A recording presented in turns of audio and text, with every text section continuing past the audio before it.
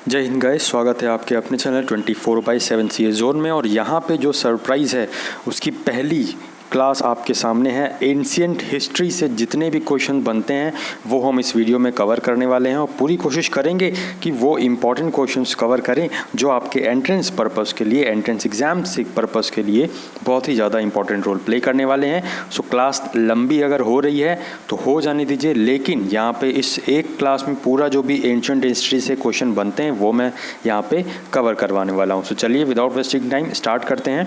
और first question आपके screen पर ये रहा।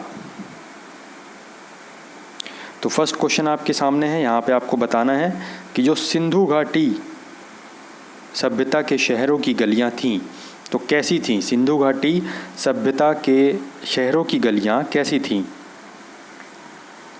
तो इसका सही जो ऑप्शन है वो आपका हो जाएगा ऑप्शन ए, चौड़ी और सीधी। कैसी? चौड़ी और सीधी थीं। ओके, तो सही ऑप्शन आपका ऑप्शन नंबर 1 हो जाएगा, चौड़ी और सीधी। नेक्स्ट क्वेश्चन आपके सामने, हड़प्पा और मोहनजोदड़ो के खंडहर निम्नलिखित में से किस नदी के तट पर पाए जाते हैं। सो हड़प्पा और मोहनजोदड़ो के खंडहर जो है ये ऑप्शंस थोड़े से गलत हैं। इसमें आपका रावी और जो हड़प्पा जो है, रावी और मोहनजोदड़ो दोनों में ही यहाँ पे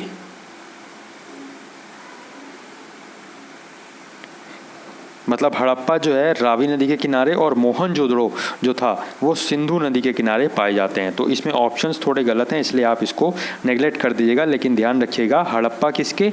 रावी नदी के किनारे और मोहनजोदड़ो सिंधु नदी के किनारे। ओके, नेक्स्ट क्वेश्चन नंबर 3 आपके सामने है। सिंधु घाटी सभ्यता की लिपि कौन सी है?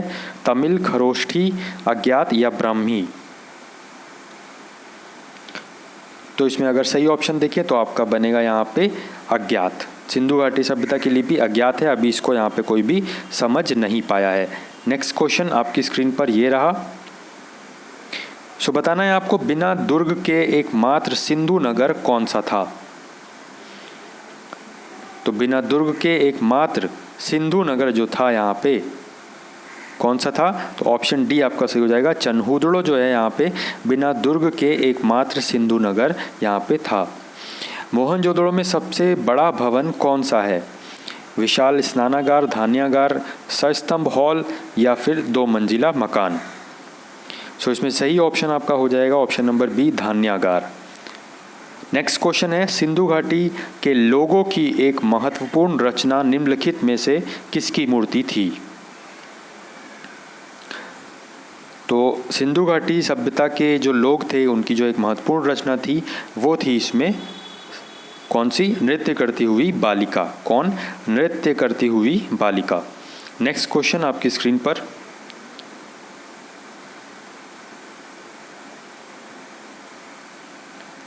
तो बताना है आपको, देवी माता की पूजा जो है यहाँ पे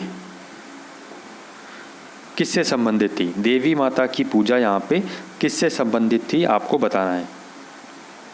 आर्य सभ्यता के साथ, भूमध्य सागरीय सभ्यता के साथ, सिंधु घाटी सभ्यता के साथ या उत्तर वैदिक सभ्यता के साथ। तो इसमें सही जो ऑप्शन बनेगा वो हो जाएगा आपका ऑप्शन नंबर सी, सिंधु घाटी सभ्यता के साथ संबंधित थी देवी माता की पूजा। नेक्स्ट क्वेश्चन आपके सामने है, सिंधु घाटी सभ्यता का पत्तन नगर बंदरगाह कौन सा है। सो यहाँ बताना है, सिंधु घाटी सभ्यता का पत्तन नगर बंदरगाह कौन सा है।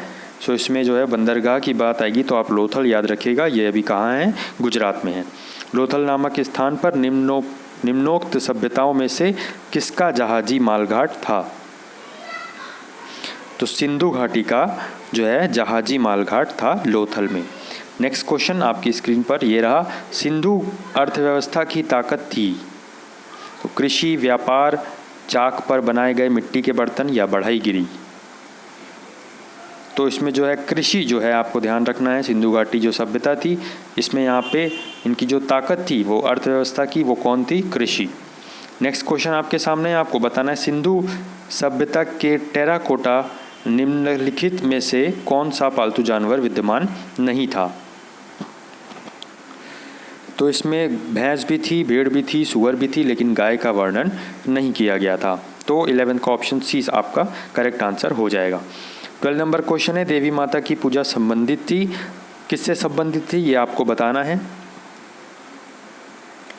देवी माता की पूजा जो है वो हमारी सिंधु घाटी सभ्यता के साथ संबंधित थी। ये सारे क्वेश्चंस आप करिए अभी यहाँ पे, और आपको जो है बहुत ही ज़्यादा फ़ायदा मिलेगा, क्योंकि यहाँ पे एंशिएंट जो हिस्ट्री से यहाँ पे क्वेश्चन बनते हैं वो सभी यहाँ पे कवर कर रहा हूँ। बस आप यहाँ पे MCQ बस करते रहिए, डेफिनेटली यहाँ से क्वेश्चन आपके बनेंगे। यहाँ पे क्वेश्चन नंबर 1 है, वैदिक आर्यों का प्रमुख भोजन था जौ और चावल, दूध और इसके उत्पाद, चावल और दालें, या सब्जियां और फल। तो यहाँ बताना है आपको, इसमें जो है क्या आपका ऑप्शन होगा, कौन सा आंसर होगा, बताना है आपको। क्वेश्चन नंबर 1 का अगर सही आंसर देखें तो यहाँ पे जो है जौ, जो आप देख रहे हैं जौ और चावल, ये नहीं होगा, ये होगा ऑप्शन नंबर बी, दूध और इसके बने उत्पाद यहाँ पे जो है वैदिक आर्यों का प्रमुख भोजन थे। नेक्स्ट क्वेश्चन आपके सामने है, वैदिक लोगों द्वारा किस धातु का प्रयोग पहले किया गया था। तो वैदिक लोगों द्वारा तांबा का प्रयोग पहले किया गया था, याद रखिएगा। वेद शब्द का अर्थ क्या होता है बताइए। तो वेद शब्द का अर्थ होता है यहाँ पे ज्ञान। नेक्स्ट क्वेश्चन आपकी स्क्रीन पर ये रहा, बताना है आपको, आर्य सभ्यता में मनुष्य के जीवन के आयु के आरोही क्रमानुसार निम्नलिखित चरणों में से कौन सा विकल्प सही है। आरोही क्रम में लगाना है आपको, जो भी आर्य सभ्यता के मनुष्य के जीवन के हिसाब से यहाँ पे, और जो आयु, जो एज के हिसाब से यहाँ पे जो चीज़ होता था वो सब देखकर यहाँ पे आपको बताना है 6 में आपका कौन सा आंसर सही होगा। तो इसमें करेक्ट आंसर की बात करें, सबसे पहले आपका आएगा ब्रह्मचर्य, फिर आपका आएगा गृहस्थ, फिर आपका आएगा वानप्रस्थ और फिर आपका आएगा संन्यास। तो ये आप ध्यान रखिएगा। नेक्स्ट क्वेश्चन आपके सामने है, आरंभिक वैदिक काल में वर्ण व्यवस्था आधारित थी, तो किस पर आधारित थी। तो व्यवसाय पर आधारित थी। क्वेश्चन नंबर 9, आर्यों को एक जाति कहने वाला पहला यूरोपियन कौन था। तो आर्यों को एक जाति कहने वाला पहला यूरोपियन मैक्स मूलर था। थोड़ा सा जल्दी चल रहा हूँ क्योंकि यहाँ पे पूरा हिस्ट्री कवर करना है, यहाँ पे एंशिएंट हिस्ट्री, यहाँ पे क्वेश्चंस भी बहुत सारे हैं, इसलिए यहाँ पे थोड़ा सा टाइम लग सकता है। बताना है आपको, प्रसिद्ध गायत्री मंत्र कहाँ से लिया गया है। तो प्रसिद्ध गायत्री मंत्र आपको ध्यान होना चाहिए, ये हमारा लिया गया है ऋग्वेद से। नेक्स्ट क्वेश्चन आपकी स्क्रीन पर ये रहा, भारतीय प्रतीक पर उत्कीर्ण सत्यमेव जयते लिया गया है। तो सत्यमेव जयते आपको कहाँ से लिया गया है, ये आपको मेन यहाँ पे बताना है। तो मुंडकोपनिषद जो है यहाँ से सत्यमेव जयते लिया गया है। ऑप्शन नंबर डी आपका यहाँ पे सही रहेगा। नेक्स्ट क्वेश्चन नंबर 1 आपके सामने है, गौतम बुद्ध का जन्म स्थान कहाँ पर था, ये आपको बताना है। तो गौतम बुद्ध का जो जन्म स्थान था वो था आपका लुम्बिनी में। कहाँ पे, लुम्बिनी में। चलते हैं नेक्स्ट क्वेश्चन पे, ये आपके सामने रहा, गौतम बुद्ध का जो जन्म स्थान है किसके द्वारा अंकित किया जाता है। तो गौतम बुद्ध का जन्म स्थान किसके द्वारा अंकित किया जाता है, ये आपको यहाँ पे बताना है। तो अशोक मौर्य का जो ये रुम्मनदेई जो स्तंभ है, यहाँ पे जो है गौतम बुद्ध के जन्म का स्थान के बारे में बताया गया है। नेक्स्ट क्वेश्चन आपके सामने, बुद्ध किस वंश के संबंधित थे। तो बुद्ध किस वंश के थे, ये आपको मेनली यहाँ पे बताना है। तो बुद्ध अगर देखा जाए तो ये हमारे थे कौन से वंश के, ये हमारे थे शाक्य वंश के। प्रथम बौद्ध परिषद कहाँ आयोजित की गई थी, वैशाली, कश्मीर, राजगृह या पाटलिपुत्र। तो प्रथम जो बौद्ध परिषद थी वो हमारी यहाँ पे राजगृह में आयोजित की गई थी। तो ऑप्शन सी आपका सही आंसर हो जाएगा। नेक्स्ट क्वेश्चन आपके सामने है, 5वीं अगर बौद्ध परिषद का बात करें तो 5वीं बौद्ध परिषद का आयोजन कहाँ किया गया था, ये आपको बताना है। किसने किया था ये बताना है। 5वीं बौद्ध परिषद का आयोजन किसने किया था ये आपको बताना है। तो यहाँ पे जो हर्ष थे, हर्षवर्धन, इन्होंने यहाँ पे 5वीं बौद्ध जो परिषद थी इसका आयोजन किया था। नेक्स्ट क्वेश्चन आपके सामने, बौद्ध का अर्थ क्या है, बुद्ध का अर्थ क्या है आपको बताना है। ज्ञान प्राप्ति, धर्म प्रचारक, शक्तिशाली या प्रतिभाशाली। तो बुद्ध का अर्थ है यहाँ पे ज्ञान प्राप्ति। नेक्स्ट क्वेश्चन आपके सामने, निम्न में से बौद्ध साहित्य की पहचान कीजिए। त्रिपिटक, उपनिषद, अंग या अरण्यक। तो बौद्ध साहित्य की बात करें तो त्रिपिटक जो है वो एक बौद्ध साहित्य है, याद रखिएगा। नेक्स्ट क्वेश्चन आपके सामने है, बुद्ध ने अपना प्रथम प्रवचन कहाँ दिया था, बताना है आपको। तो बुद्ध ने अपना प्रथम प्रवचन दिया था सारनाथ में। कहाँ पे? सारनाथ में। नेक्स्ट क्वेश्चन आपके सामने है, आपको बताना है धातु से बने सिक्के सबसे पहले प्रकट हुए थे। तो धातु से बने सिक्के सबसे पहले कहाँ प्रकट हुए थे, ये आपको बताना है। तो धातु से बने सिक्के जो है सबसे पहले प्रकट हुए थे बुद्ध काल में। नेक्स्ट क्वेश्चन, प्रारंभिक बौद्ध धर्म ग्रंथों की रचना किसमें की गई थी? तो जो प्रारंभिक बौद्ध धर्म ग्रंथ थे उनकी रचना जो है पाली भाषा में की गई थी, याद रखिएगा।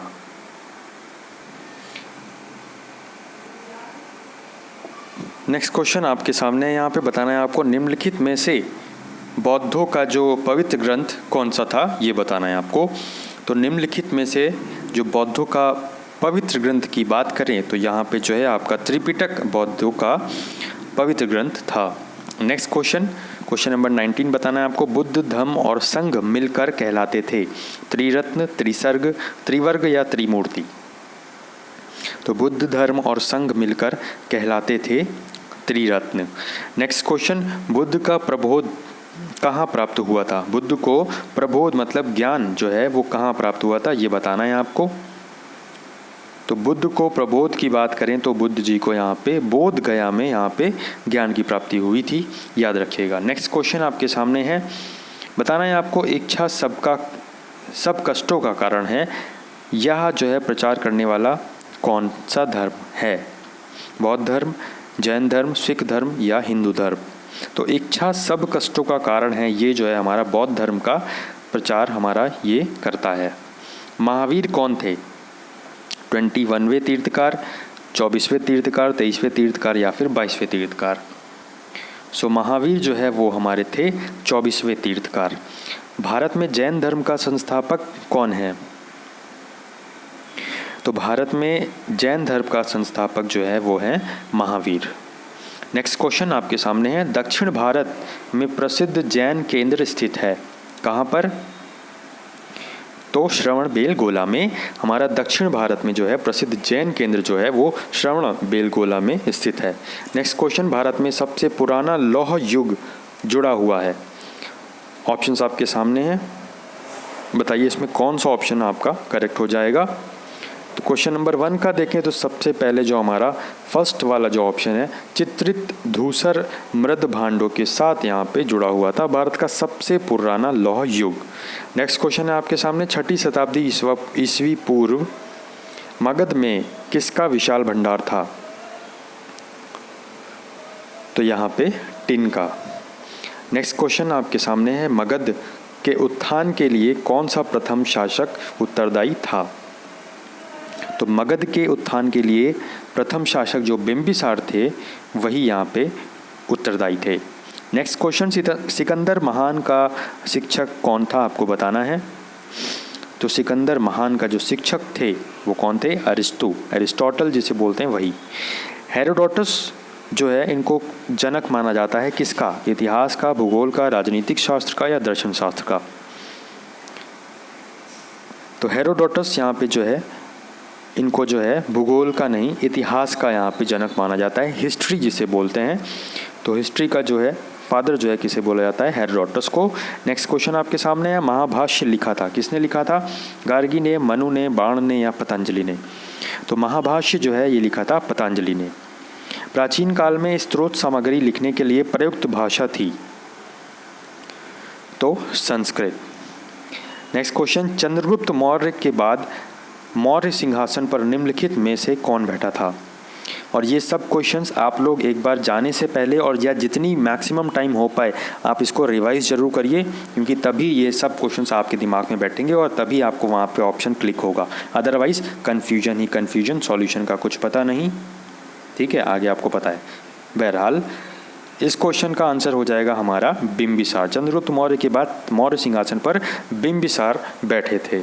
नेक्स्ट क्वेश्चन आपके सामने है, यूनानियों को भारत से बाहर किसने निकाला था, बताना है आपको। तो चंद्रगुप्त मौर्य ने। बिंदुसार के शासन के दौरान अशांति कहाँ थी, तो तक्षशिला में। अशोक की प्रशासनिक नीति में भारी परिवर्तन किस घटना से आया, तो कलिंग युद्ध से आया। नेक्स्ट क्वेश्चन आपकी स्क्रीन पर ये रहा, निम्नलिखित में से वह व्यक्ति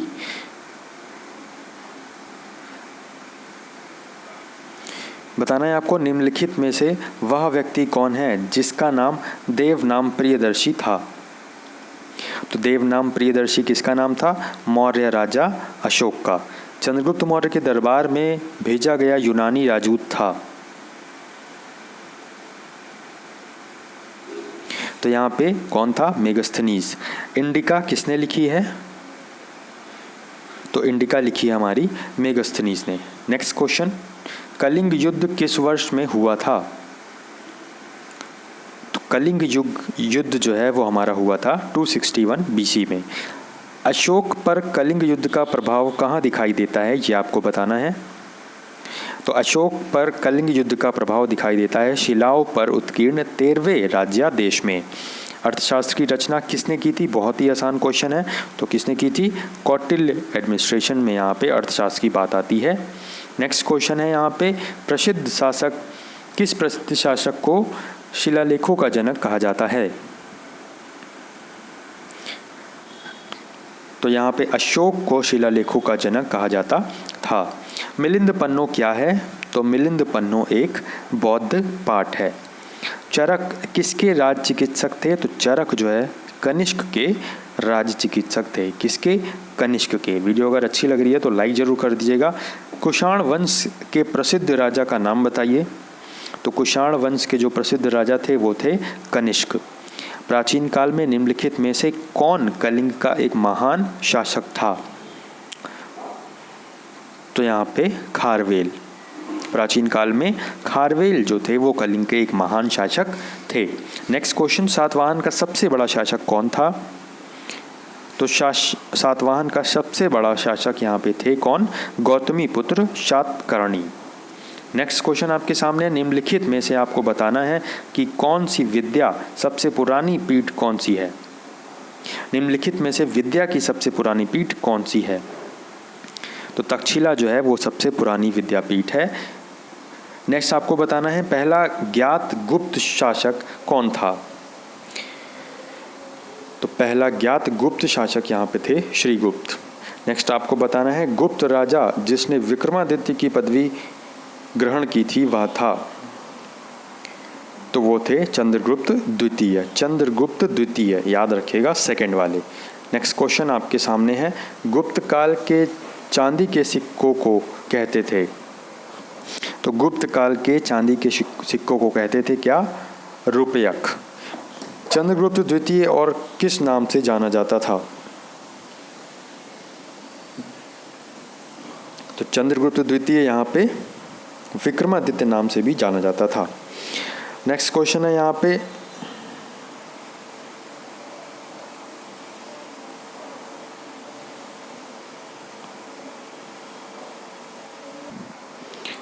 नेक्स्ट यहाँ पे आपको बताना है निम्नलिखित में से अपनी विजयों के कारण भारत का नेपोलियन किसे कहा जाता था, यहाँ पे समुद्रगुप्त को। नेक्स्ट क्वेश्चन आपके सामने है, भारतीय संस्कृति का स्वर्ण युग था, तो गुप्त काल वाला जो वर्ण था वो स्वर्ण युग था। फाहियान किसके शासनकाल के दौरान भारत आया था, तो फाहियान जो है किसके, चंद्रगुप्त द्वितीय के। तो यहाँ पे इलाहाबाद स्तंभ के शिलालेख में किसकी उपलब्धियां वर्णित हैं, तो समुद्रगुप्त की। नेक्स्ट क्वेश्चन, मेघदूत का लेखक कौन है, तो कालिदास यहाँ पे मेघदूत के लेखक हैं। नेक्स्ट क्वेश्चन आपकी स्क्रीन पर ये रहा, किसके शासनकाल के दौरान अजंता की गुफाएं निर्मित की गईं, तो गुप्त काल। जो गुप्त थे उनके वहाँ पे जब शासनकाल चल रहा था तभी यहाँ पे अजंता की गुफाएं निर्मित की गईं। पंचतंत्र की कथाओं का संकलन किसने किया? तो पंचतंत्र की जो कथाएं थी उनका संकलन जो है यहाँ पे किया विष्णु शर्मा ने। वराहमिहिर कौन थे? वराहमिहिर कौन थे? तो वराहमिहिर एक प्राचीन खगोलविद एस्ट्रोनॉट यहाँ पे थे। नेक्स्ट क्वेश्चन आपके सामने है, एलोरा में गुफाएं और शैलकृत मंदिर हैं, तो हिंदू, बौद्ध और जैन के। नेक्स्ट क्वेश्चन आपकी स्क्रीन पर है, पश्चिमी चालुक्य वंश का प्रसिद्ध शासक कौन था? तो पुलकेशिन सेकंड। पुस्तक कथा सरित सागर किसने लिखी थी? तो सोमदेव ने यहाँ पे कथा सरित सागर लिखी थी। नेक्स्ट क्वेश्चन आपके सामने है, यहाँ पे प्रसिद्ध दिलवाड़ा मंदिर कहाँ स्थित है? तो प्रसिद्ध दिलवाड़ा मंदिर जो है यहाँ पे ये राजस्थान में स्थित है। नेक्स्ट क्वेश्चन, हर्षचरित के लेखक कौन है आपको बताना है। तो हर्षचरित के लेखक यहाँ पे हैं बाणभट्ट। नेक्स्ट क्वेश्चन, खजुराहो मंदिरों का निर्माण जो है वो किसने किया था? तो जो खजुराहो के मंदिर थे वो उनका निर्माण किया था चंदेल राजपूतों ने। हेनसैंग जो थे वो किसके शासनकाल के दौरान भारत आया था? तो हर्षवर्धन के शासनकाल के दौरान हेनसैंग यहाँ पे भारत आया था। नेक्स्ट क्वेश्चन आपके सामने यहाँ पे बताना है आपको कि निम्नलिखित मध्यकालीन जातियों का उनके देशों के साथ मिलान करिए। कौन जो है यहाँ पे किस कंट्री से था वो आपको बताना है। सो यहाँ पे जो है जो करेक्ट आंसर होगा वो होगा आपका, तो इसमें अगर आप ध्यान से देखेंगे तो आपको यहाँ पे मिलेगा जो फर्स्ट ऑप्शन है वो आपका सही हो जाएगा। मार्को पोलो इटली से थे, इब्ने बतूता जो थे वो थे मोरक्को से, और जो एंटोनियो मोनसेरेट थे वो थे यहाँ पे स्पेन से, और महमूद वली बल्खी जो थे वो थे बल्ख से। नेक्स्ट क्वेश्चन आपको बताना है, नालंदा जो विश्वविद्यालय है, नालंदा यूनिवर्सिटी जो है वो कहाँ पे है? तो नालंदा यूनिवर्सिटी बिहार में है, नालंदा विश्वविद्यालय बिहार में है। नेक्स्ट क्वेश्चन आपकी स्क्रीन पर यह रहा, नालंदा विश्वविद्यालय को नष्ट करने वाला मुस्लिम आक्रमणकारी कौन था? तो महमूद बिन बख्तियार जो थे उन्होंने यहाँ पे नालंदा विश्वविद्यालय को नष्ट करने वाले पहले मुस्लिम आक्रमणकारी थे। नेक्स्ट क्वेश्चन आपके सामने, हर्षवर्धन को किसने पराजित किया था? तो हर्षवर्धन को यहाँ पे पुलकेशिन सेकंड ने पराजित किया था। हर्षवर्धन की आरंभिक राजधानी कौन सी थी? कहाँ थी आपको बताना है। हर्षवर्धन की आरंभिक राजधानी कहाँ थी? तो ये थी थानेश्वर में। कहाँ पे? थानेश्वर में। कोणार्क मंदिर के देवता कौन है? तो कोणार्क मंदिर के देवता हैं सूर्य देवता, और ये कहाँ पे है? तो ओडिशा में। नेक्स्ट आपको बताना है, सांची का महान स्तूप है, तो ये है मध्य प्रदेश में। कलिंग का शासक खारवेल ने संरक्षण दिया किसको? तो जैन धर्म को यहाँ पे संरक्षण दिया कलिंग के शासक खारवेल ने। सो नेक्स्ट वीडियो में हम करेंगे मिडाइवल इंडिया। तब तक के लिए इन सारे क्वेश्चंस को रिवाइज करिए, और चैनल पर अगर आप नए हैं तो चैनल को सब्सक्राइब कर सकते हैं, प्लस बेल बटन दबा दीजिए जिससे आने वाले दिनों में सभी लेटेस्ट वीडियोस का नोटिफिकेशन आपको मिलता रहे। जय हिंद, जय भारत।